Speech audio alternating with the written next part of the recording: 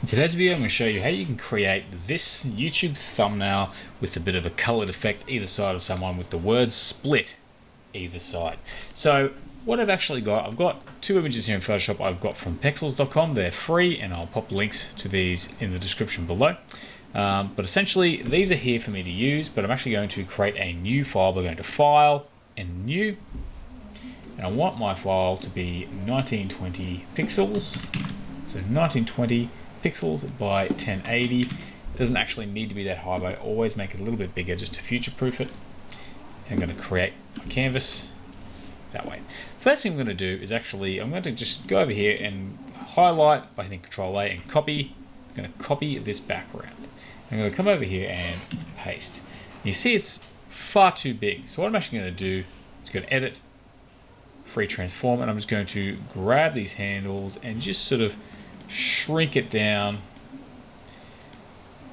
until I'm happy with the size of it, but I don't want the whole thing in there necessarily, so I'm going to make it a bit big so I've got a chance to move it. The next thing is I feel like it looks a little bit bland. There's not as much color in it as I'd like there to be. So what I'm actually going to do is go down here to my layer panel, and if you don't see it, head to Windows and Layers. And I'm going to just head down here to this little circle with a sort of a black and a white section on it, add a hue and saturation layer. I'm just going to bump the saturation up a bit just to really get it stand out a little bit. I'll do the same thing again, but instead of a hue and saturation layer, I'm going to go and find a curves layer so I can adjust this background to suit. Now if I just zoom in on this curves panel for a sec, you're going to see that we have on the left-hand side of the graph, there's a white top fading down to a black bottom, and on the left we have black fading to white. The way that works is on the bottom, that is our existing image in regard to the dark areas and the light areas of the image. So by moving those areas up and down, you'll notice that the darker areas towards the left, I can lighten or darken by moving the point up and down, and I can move it left to right to change different areas of the image. And on the right-hand side, where it's lighter, I can move that up or down to make it darker or lighter. Now when you open up this curves panel, you may actually have the inverted, might be black at the top, white at the bottom, slash white on the left, black on the right. But if you simply have a bit of a play with it, just create a couple of points, move it up or down, and sort of get a feel for it, you'll understand in a bit of time a little bit how that works with that explanation. So we'll keep moving from there, and if you actually have any issues with this, please leave a comment and we'll look at doing a dedicated video towards using curves. Like that. So we can see here, there's some colors here. There's a bit of pink on one side, a bit of blue on the other, but it's not quite as sort of duo as I'd like it to be. I'm actually going to go down to my little color picker here. I'm going to pick this color and just kind of drag it up to a nice bright pink. And my background color, I'm going to pick this blue and just kind of drag that up to a nice blue. Now I'm going to actually, on top of these two layers here, I'm going to hit a plus symbol. I'm just going to grab a paintbrush and I'm going to make it quite large and try and just add that color. Whoops, Control Z to undo. Add the pink color on one side, switch, add the blue color to the other. And I'm just going to dial it back a little bit so it kind of artificially introduces that color into the picture. Now the next thing I'm going to do is I'm going to go over to this picture here. What I'm actually going to do is Control A and copy, and Control C to copy, that is, or edit and copy. Also if I say Control A, it could also be Command A. I go to my thumbnail and I'm going to edit and paste that in, or Control V. And once again, I'm going to free transform this image, or hit Control or Command T and just resize it until I'm about happy with the size of it. Now he's on a bit of a lean, so I'm going to just rotate. With free transform, you can grab these handles and move, and I can, if I hover out to the side a little bit, I can drag and rotate to make him a little bit more upright. I'm going to place him about there. Now, I probably want to be about center, so what I can do is I'm going to cut him out and then center him. And the way I'm going to cut him out is I'm going to basically, I've got him selected here, I'm just going to hit Select Subject to create a selection. If you don't get the result you wanted with the picture you're working with, I'll pop a link to a video below that shows you how to cut out people manually people and objects in case the select subject doesn't work for you. And I'm going to mask, head down, I've got this layer selected. Choose this square with a circle in it to mask that layer. And if you want to make adjustments, if I zoom in a little bit, now with YouTube thumbnails, things don't have to be perfect, but you can see there's a little bit of a white outline there. If I right click on this mask, I can go to select and mask. And that means I can actually shift the edge in a little bit and sort of eliminate that. I can feather it a little bit if I want to, soften it up, or smooth it. But ultimately, I think it's pretty good. I'm going to hit OK. And there we go. Now, what I'm going to do is I'm going to click on this layer and I'm going to sort of right click and convert to a smart object, because now I can actually perform some changes to it and preserve its original details, so I'm not doing anything what's known as destructive edits. But the first thing I'm going to do is I'm going to I've got my little zoom button here. I'm going to hit I've got the plus symbol. I hold down Alt to zoom out, or I can just simply change this up here. And now I'm going to grab my move tool here, hit Control A again, or Command A to select all. And on the toolbar, I can center the person in the center of the image. I hit Control D to deselect, or Command D to deselect. And now that I have this smart object, I'm going to go to Image and Adjustments. The first thing I'm going to do is actually go to Hue and Saturation and just bring the saturation right down. Hit OK.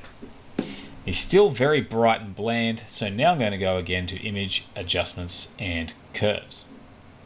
If I shift that off to the side, I'm going to if the white is at the top and the black is down the bottom, I know that I can bring this area up to make it whiter, or this area down to bring it darker, and play with that. If you find it's switched around the other way, you can actually invert that, the actual color, the way that sort of sits.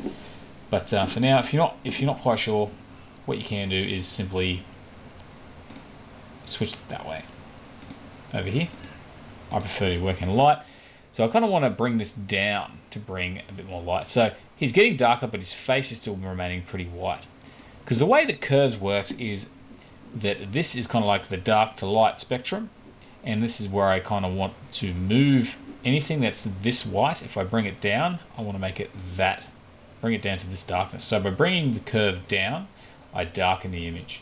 So I still need to keep a bit of white in there. I'm just going to try and move that down, move this down, and darken him up a bit. So now we've got a bit of detail there. We can actually start to see some of the shadows on his face, and it starts to sort of look more the way we want it to look.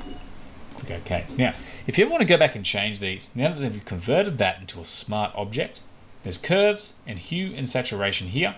I can double click at any time and make my adjustments. Cancel. So it doesn't apply it to the layer. We can go back and edit it whenever we want. I also want to take this opportunity just to let you know we do also have some free YouTube thumbnail templates you can download and edit in Photoshop. There's 6 of them. You can see the majority of them here. And if you head to the link in the description below, all you need to do is simply sign up for our newsletter. It's free, and you can download these, and even if you're not happy, unsubscribe at any time. And the first thing I want to do is I've got our pink and our blue here. I'm going to basically create a new image on top, and I'm going to hold down Alt between the 2 layers. And you'll see this little arrow here, and that means if I click that, whatever I draw onto this layer is won't go outside of the object here. So if I get this brush and draw a pink line, which I'll just bring the brush size down by going up here, dragging the slider down. If I draw a line across here, you'll notice there's nothing, but then only appears where he is. Because this actually clips the above layer to the layer beneath it, meaning that it'll only show what I paint.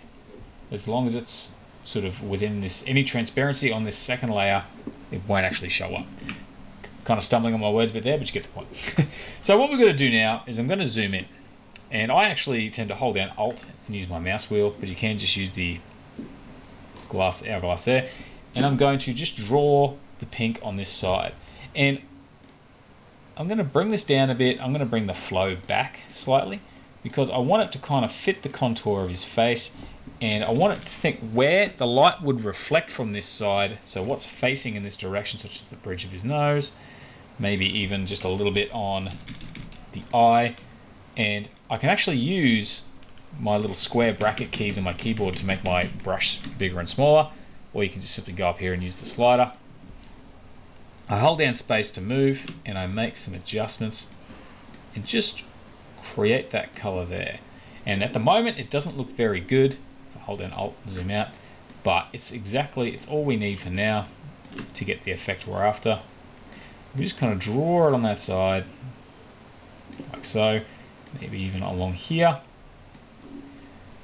I'm actually get out my eraser tool.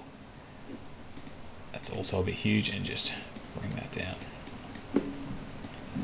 So we've got some pink on one side, and now I flip these colors by clicking these two arrows here, or I can hit X on my keyboard. I go back to my brush tool and I do the same on the other side. He's showing a little bit more of that side, so I'm going to just come in this way.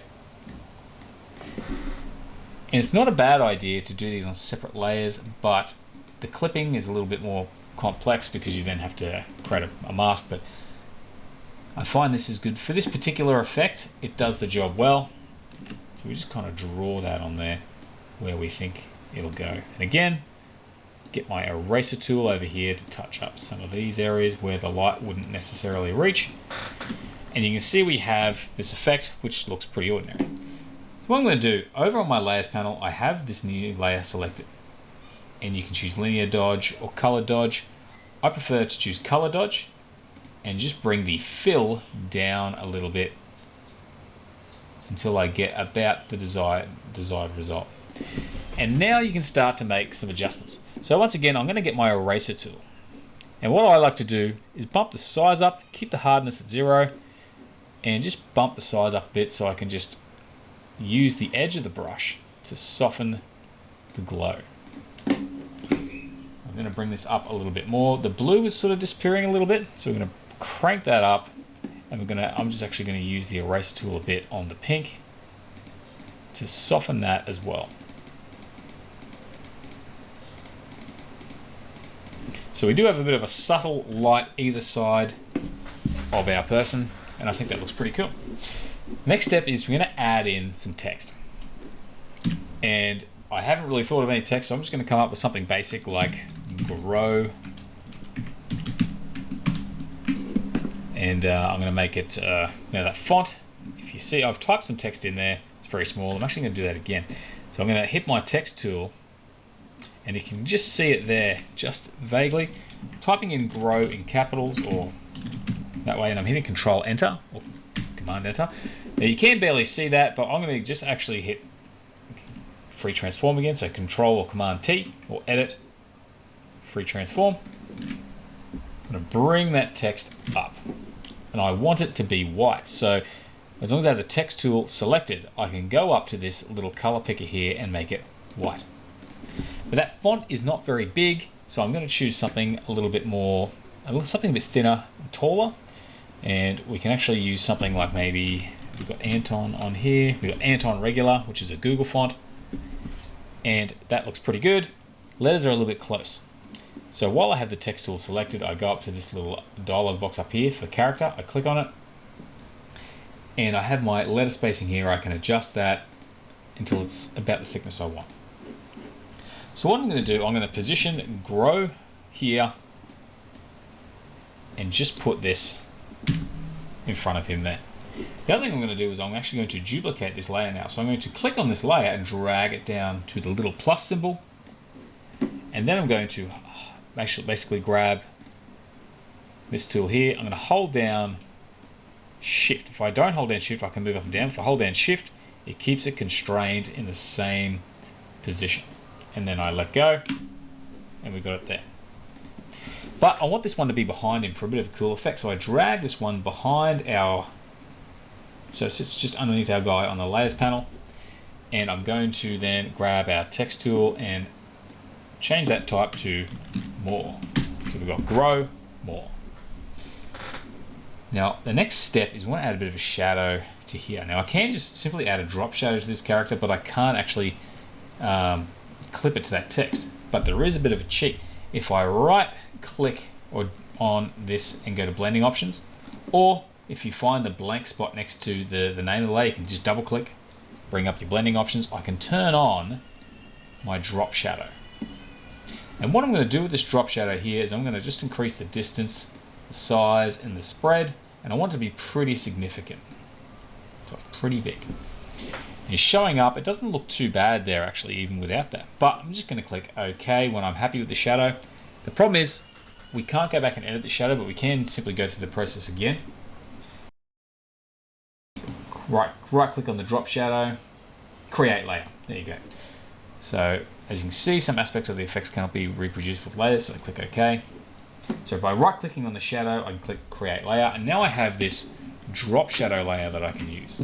And as before, I'm sitting just above the more, so I hold down Alt on my keyboard, hover between the two layers, and now it sits over the more, and I can actually grab it and move it if I want to improve that effect. So we got our image here, and it just is missing a little bit of something to top it off. I do believe the actual text look good with a drop shadow, so I'm double click on that layer, add the drop shadow. It's a little bit extreme, so I'm going to knock the size and the spread back, maybe the opacity back as well. Click OK.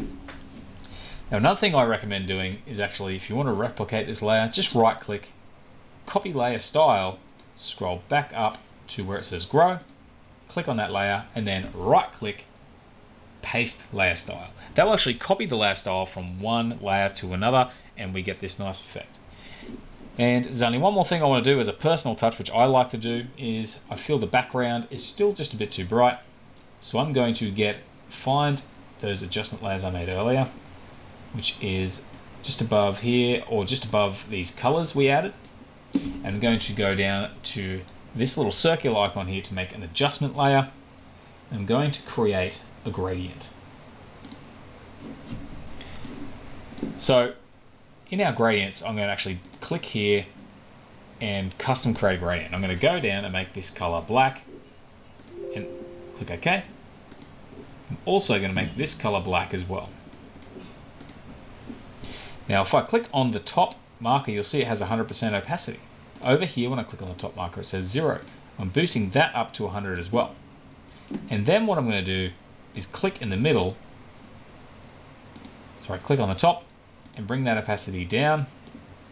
So we have this nice faded section in the middle. It doesn't have to be exactly in the middle, but around there. You can see here it says 50% if you want to actually type it in exactly. I click OK.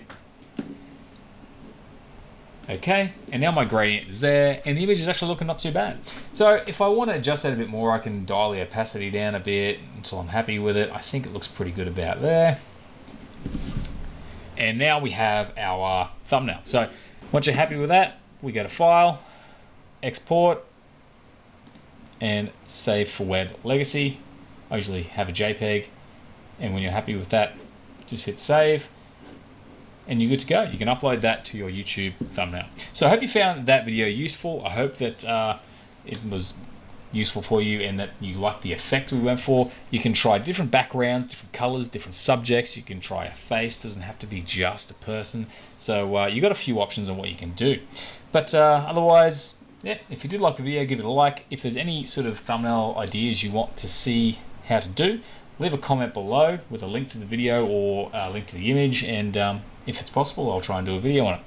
Alright, thank you very much for watching, and I hope to see you again soon. Have a great day.